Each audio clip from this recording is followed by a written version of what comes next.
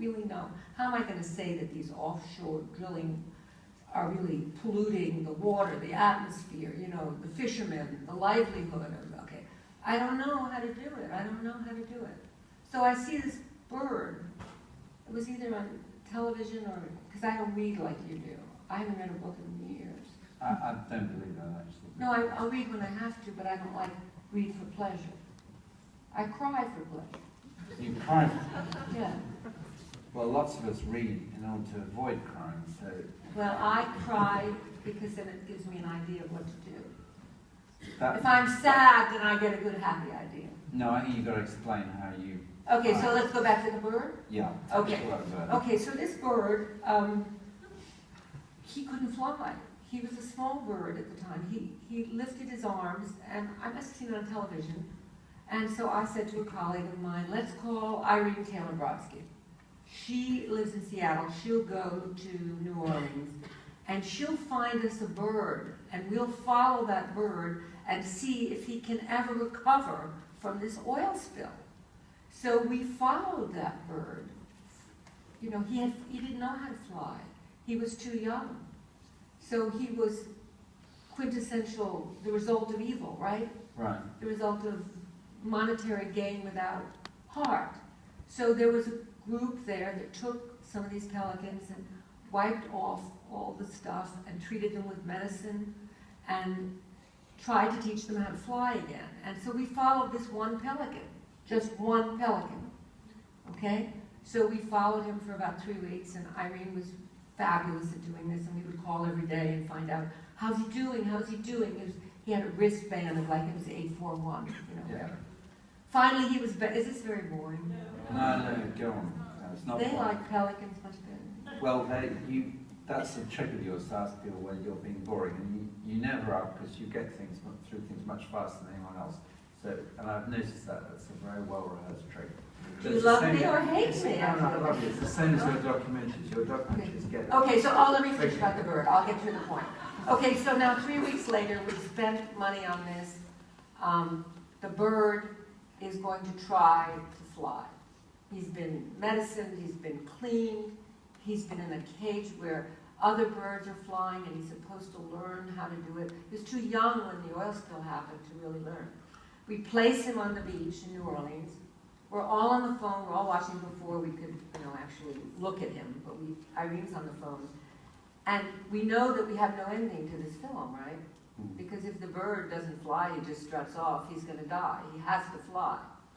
And then suddenly, as if he was central casting and a centerpiece of good versus evil, although he didn't know he stood for that, he spread out his wings. You think he did? Yes, he knew you were looking at him. So what were you supposed to do? But I'm looking at you, and that's not making you fly. So he spread out his wings, and we were all like, what's happening, Irene? What's happening? What's happening? And he, just like central casting, he flew, and he went up, and he was up next to other pelicans in the sky, and he flew off. He flew off. Oh. But it was evil that made for that experience.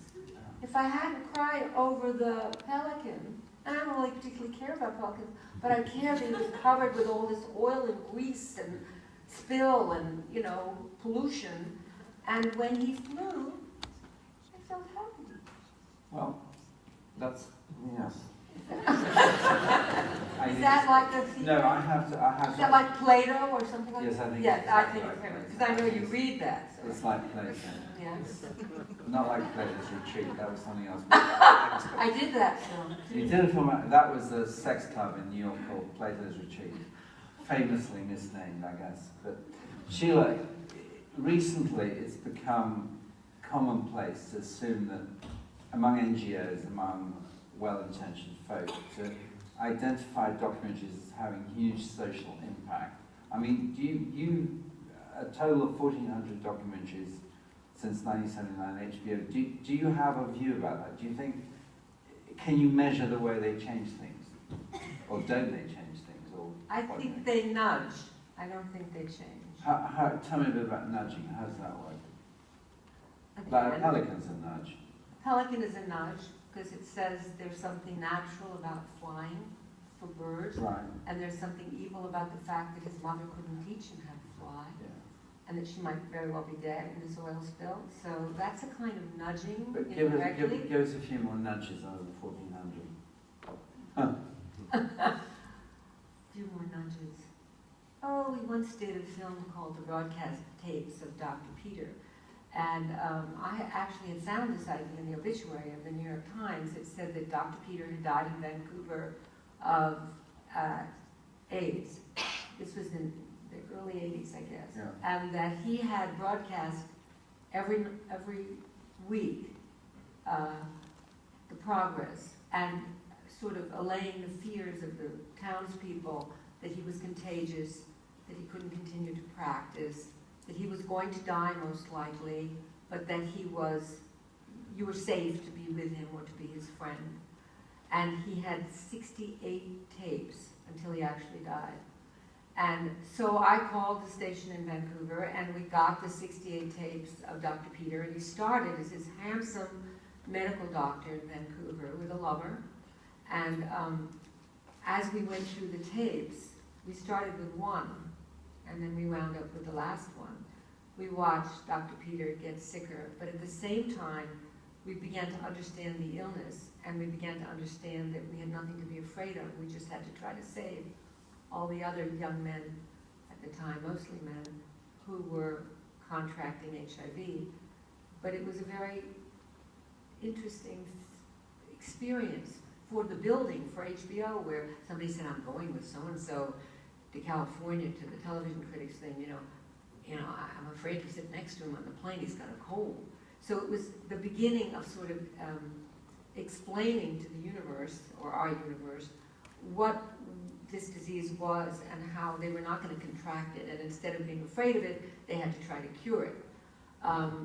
So did we nudge the world? Well, I mean, yeah, we nudged some of our fellow workmates, but also I got a letter from, these were when people wrote letters, it was before email. We got a letter from someone who said that he had been in the army and that he felt contempt for people that were gay and particularly frightened by this new disease, this HIV thing, and that Dr. Peter's tapes had made him understand something that he had not understood. I mean, it's just a tiny little thing, but it's, you know, you said nudge. Well, have you done campaigns ever? No. And what do you think? You mean like marching, like a suffragette? Yeah, kind of. The equivalent of suffragettism in documentaries. Or in your life, I'm interested. I mean, you talk about love and you talk about other human beings. I mean, do you do the campaigning stuff at all? Or do there other things that get you so upset you say, I have to campaign now? Through a film or in your life? Certainly through film. And Certainly through films. What were they? Oh, I mean, this is a tough one. Because every film is a bit of a campaign. Yes, that's true. And every film has a raison before it begins. It's not just, oh, let's do a story about the Rockettes, you know? There's always... You're always aware there's a raison. Yes, yes. And I'm not always certain that the message came through, but I'm always certain that we didn't do it unless there was a reason to do it. A reason that was a nudge reason. A reason that was, I didn't know that. Gee, they're not so bad. Hey, I wouldn't mind meeting that guy, or that woman, or that kid, or that animal. You know, I think, yes, there's always a reason. I don't think we ever do it. I mean, we did a film many years ago on Tourette's. I had, a son of mine had Tourette's, and they wanted to kick him out of school because he had Tourette's. And I didn't know anything about this disease. I didn't know what to do. I had just found out the diagnosis. They wanted to kick him out.